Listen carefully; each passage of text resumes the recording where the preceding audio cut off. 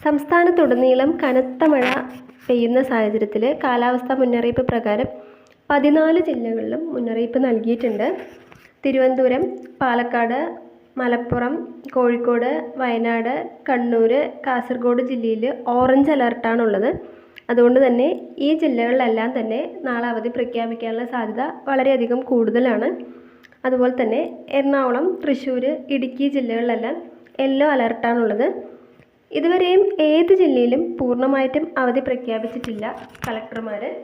എന്നാൽ വയനാട് ജില്ലയിലെ 3 സ്കൂളുകൾക്ക് അവധി പ്രഖ്യാപിച്ചിട്ടുണ്ട്. Vellarmala VHSC school, Mundakkal UP school, Puthumala school എന്നിവയ്ക്കാണ് അവധി പ്രഖ്യാപിച്ചിട്ടുള്ളത്. ഓർക്കുക, ഇതുവരെയും ഏത് ജില്ലകളിലും പൂർണ്ണമായിട്ടും അവധി കളക്ടർമാർ പ്രഖ്യാപിച്ചിട്ടില്ല.